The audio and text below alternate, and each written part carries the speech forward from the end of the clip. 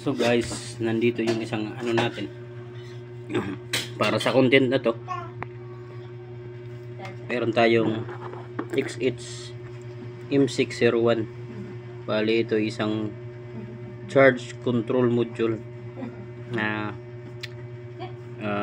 kinakabit sa ating mga charger para maging automatic cut off kapag full charge na siya, at babalik din sa pag-charge kapag naabot niya yung minimum na limit ng pagiging lubat. Okay, bali dito yan, meron tayo ditong voltmeter.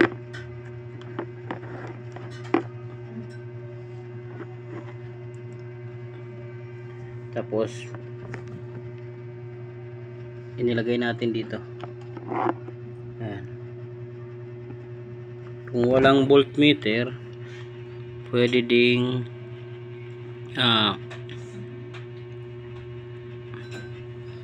yung ginagamit nating multi-tester para ma-measure natin. Yan, meron naman akong voltmeter, nilagay ko na lang. Tapos merong step up converter. Itong step up converter na to, ito yung mag-stimulate as battery voltage.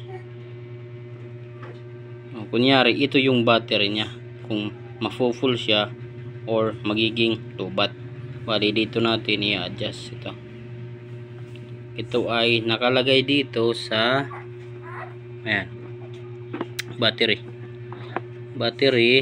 ayan, sana battery negative and positive.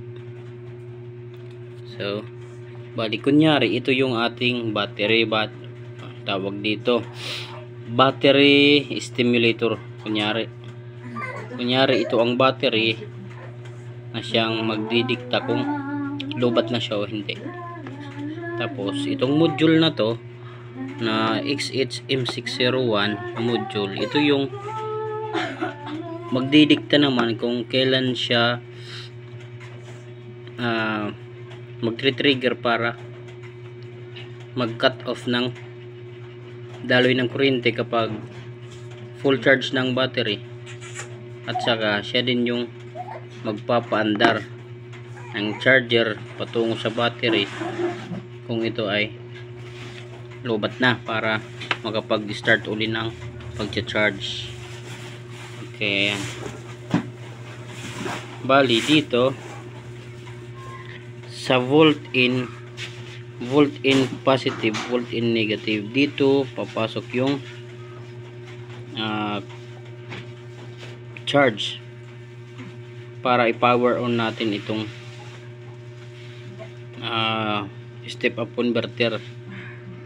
Okay, bali ang gagawin natin dito, i-calibrate natin itong